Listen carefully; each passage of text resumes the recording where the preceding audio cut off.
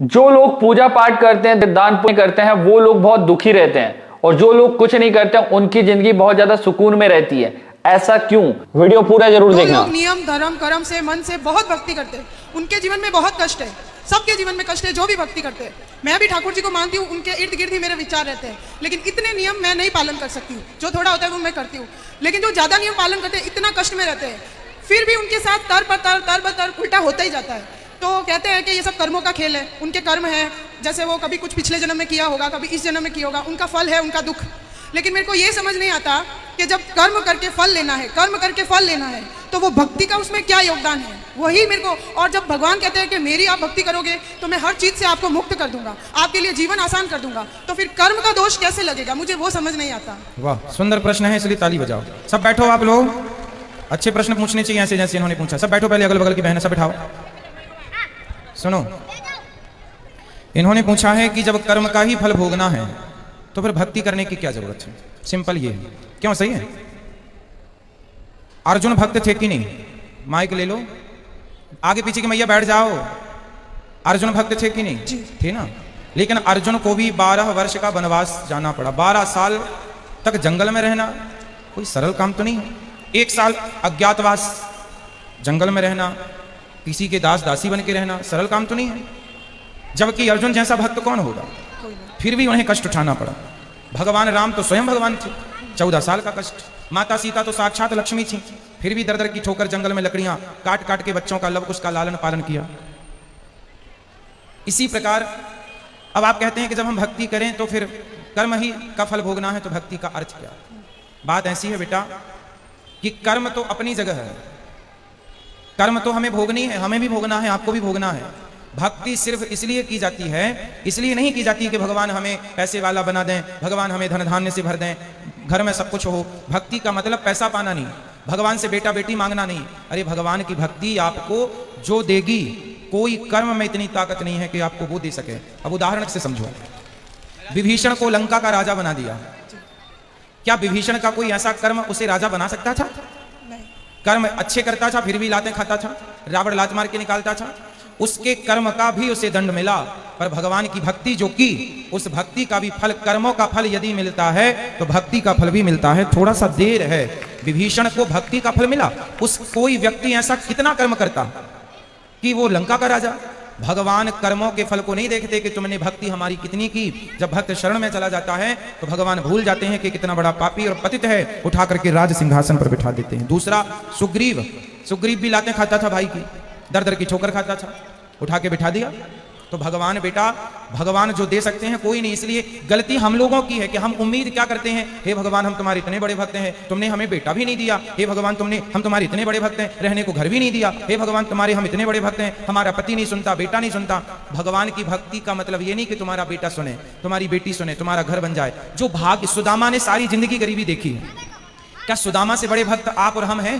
क्या हो सकते हैं? नहीं। लेकिन सुदामा से ज्यादा हमारी शिकायतें हैं।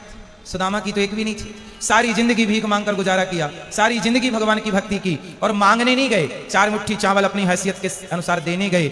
जब सारी जिंदगी उन्होंने भक्ति की और फिर भी गरीबी में रहकर शिकायत नहीं की, तब भगवान ने देखा कि भक्त पक्का है। 50 रुपए का घड़ा जो खरीदती हो ना मेरी बहन, उस घड़े को भी कुम्हार हफ्ते भर पकाता है, भट्टे में महीनों तक पकता है। वो कम से कम 10 दिन की आग तो देता होगा, तब जाके वो काले से लाल होता है। माटी पक जाती है तो लाल हो गया। अरे घड़े को भी पकने के लिए आग में उसे डालना पड़ता है। तो भगवान जब अपने भक्त को पकाएंगे तो थोड़ा तो दुखों की आग में तपाएंगे कि देखें कितना कच्चा कितना पक्का। इसलिए हर हाल में गोविंद का स्मरण करो और ये मत कहो कि हमें भगवान से कुछ चाहिए।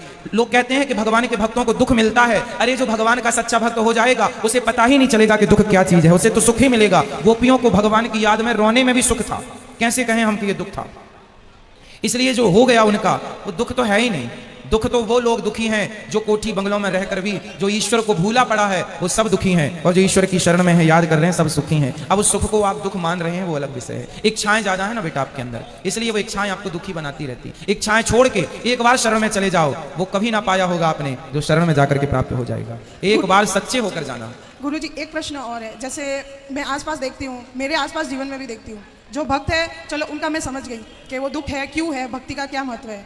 लेकिन जो भक्त को दुख दे रहा है, जो उसको गाली दे रहा है, उसको उस चीज़ का एहसास भी नहीं होता। मुझे नहीं समझ आता वो क्या सोचता है, वो ऐसा क्यों करता है। और उसका पूरा जीवन अच्छे से चल रहा होता है और वो भक्त रो रहा होता है, और उसका पूरा जीवन अच्छे से चलेगा। अगर उसको सजा मिलेगी तो वो भी मरने से कुछ दिन पहले, तो उसका जीवन तो मजे से गया और भक्त का पूरा जीवन रोने में या कष्ट में तकलीफ में गया।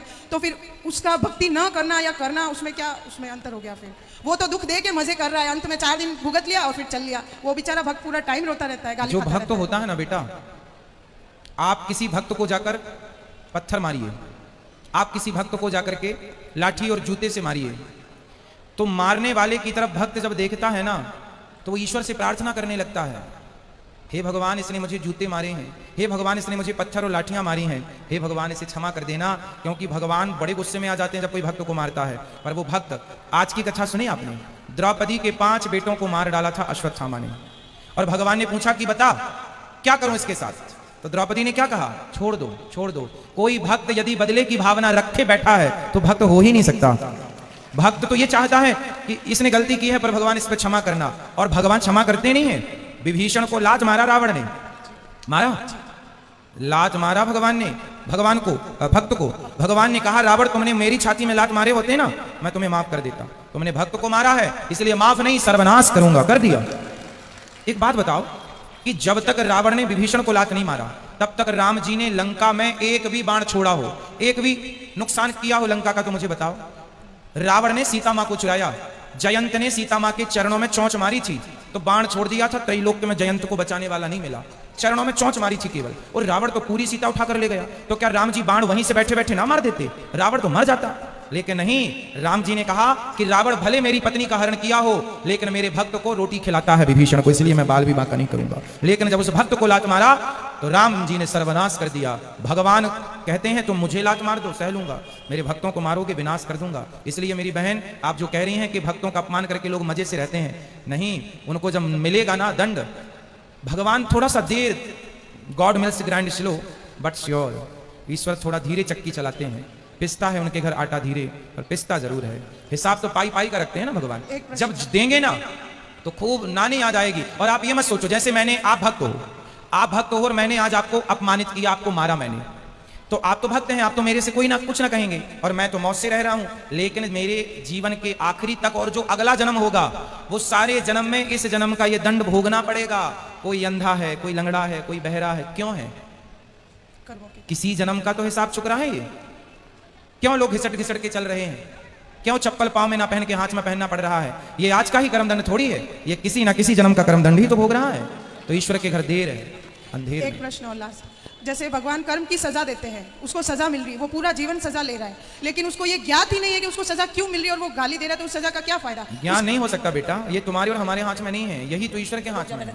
मिलेगा बस, ये श्योर है, ये कन्फर्म है, बट ये नहीं कन्फर्म है कि आपको किस दंड पाप का। भीष्म पितामह को बाणों की सैया मिली, भीष्म पितामह ने कहा कि मैंने तो कोई पाप नहीं किया, मैंने तो कोई अपराध नहीं किया, मैं तो अपने 20 जन्म पुराना मैं जानता हूं। भगवान ने कहा 20 जन्म तक तो जानते हो, 20 जन्म के पहले 21वां जन्म देख लेते तो मिल जाता। एक सांप को कांटों के ढेर में फेंक दिया था 21 जन्म पहले, उसका दंड आज मिल रहा है भीष्म पितामह को। तो हमारी और आपकी सोच, हमारी और आपकी बुद्धि से ईश्वर का न्याय परे है। महाराज जी, जैसे मेरे जीवन में है, मेरे साथ कुछ बुरा होगा, कुछ समय के लिए बुरा लगेगा, लेकिन मैं सोचूंगी कि शायद ये मेरे कुछ कर्मों की सजा है, फिर मैं माफी भी मांगूंगी, तो क्या मुझे वो माफी मिलेगी उस भाव के साथ, उस फील के साथ? यदि हमने कोई अपराध किया हो और हम सिर्फ भगवान की शरण में चले जाएं तो भगवान कहते हैं सन्मुख हो ही जीव मोहि जबहि जन्म कोटि अघना सहित वहीं अघमेंस पाप। जो मेरे सन्मुख आकर मेरा हो जाता है, मेरे में आत्मसमर्पण कर देता है, मैं उसका हो जाता हूं।